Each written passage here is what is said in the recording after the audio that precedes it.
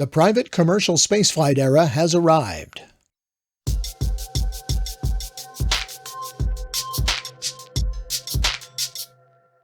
History may well recognize July 2021 as the dawn of the private commercial spaceflight industry, as two companies launched manned suborbital flights with entirely private crews.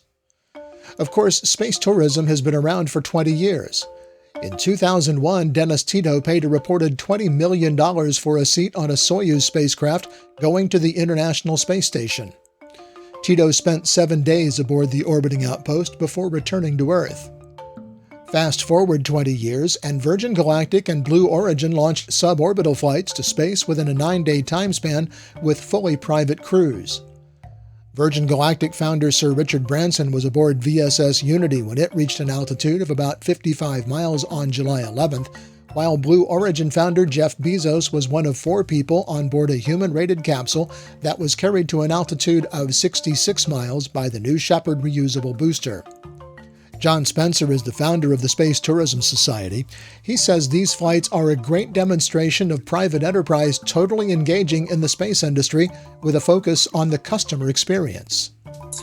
The difference between these flights and the original space tourism flights 20 years ago is that those original flights went to the International Space Station, where the guests spent at least a week on board the International Space Station. So there's a remarkable difference between a space flight to the space station and a suborbital flight, but eventually these suborbital flights will grow into orbital flights as well. Since Tito's visit to the ISS, 7 private citizens flew to the station through 2009, with one visiting twice. But this is an evolution of the space experience, space tourism industry. The Virgin Galactic and Blue Origin systems represent very different methods of achieving suborbital flight. Virgin Galactic's VSS Unity is carried aloft by a purpose-built aircraft called White Knight 2. The spacecraft, which somewhat resembles a traditional airplane, is released at altitude before the rocket engines are lit, a horizontal launch, as it's called in the industry. It flies and lands like an airplane. New Shepard, by contrast, is a more traditional rocket design. The rocket launches vertically, carries its payload to altitude, and separates. The payload, which can include a human-rated spacecraft, returns to Earth under parachutes and lands on the ground, while the booster returns to its launch site and lands much like a SpaceX Falcon 9 booster. Both the Virgin Galactic and Blue Origin systems are completely reusable. The path to human spaceflight has been a long one for both companies. Virgin Galactic was founded in 2004 specifically for the purpose of flying tourists into space, and later added satellite launches to its catalog. At the time, the company said they would be flying tourists into space in 2010, but the program suffered multiple setbacks, punctuated by the October 2014 in-flight breakup of VSS Enterprise. The accident resulted in the fatal injury of co-pilot Michael Alsbury, and pilot Peter Siebold was seriously injured.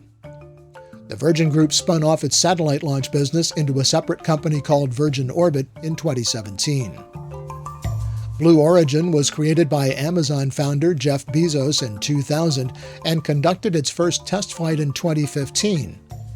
The company has several rocket engines under development, including the BE-4 that is intended to power the United Launch Alliance Vulcan Centaur rocket. The BE-4 is also currently slated to be the primary engine for the New Glenn rocket, which is Blue Origin's planned orbital booster. An even larger New Armstrong booster has also been teased, but no details about that rocket have been released by the company. So the 2 manned spaceflights in July represent the culmination of decades of research and development by multiple companies to achieve the goal of carrying private citizens into space. SpaceX is in the mix as well. The Inspiration 4 mission, planned for later this year, hopes to launch 4 private citizens into orbit aboard a Dragon spacecraft carried by a Falcon 9 rocket. The crew is currently working through an extensive astronaut training program. The 3-day Inspiration 4 mission will not just be a tourism flight. The company says the crew is working closely with SpaceX and multiple organizations to identify scientific research opportunities they can support while in orbit.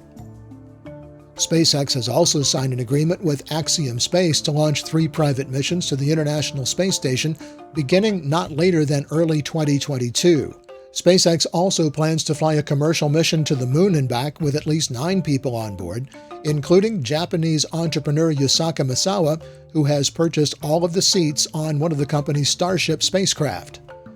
That trip is being operated by Space Today Incorporated. Both Virgin Galactic and Blue Origin have paying passengers for suborbital flights as part of their business model. Virgin Galactic reportedly has some 600 reservations for space tourism flights on the books, with a starting price of $250,000 per ticket. Blue Origin has not yet started taking reservations for its suborbital flights or announced a pricing structure, and SpaceX appears to be leaning more towards being a launch services and spacecraft provider rather than offering seats on tourism flights arranged by the company. But given the modifications SpaceX is making to the Dragon spacecraft for the Inspiration 4 flight, that may evolve. I expect SpaceX to do more and more of that as they graduate into the Starship, much larger vehicle, and they begin doing lunar flybys and eventually trips to the Moon. So I think SpaceX will grow into more, not only a provider, but also an experienced design group as well. But by any measure, for those who can afford the price of admission, it would seem the era of travel into space simply for the purpose of going has arrived. But will it become commonplace? I don't think and hope they become commonplace in the fact that they're focused on providing unique experiences, and that is before the flight and training, the flight itself, and the post-flight experience. So they're always going to be pretty unique. They are dangerous. You are risking your life with any space mission.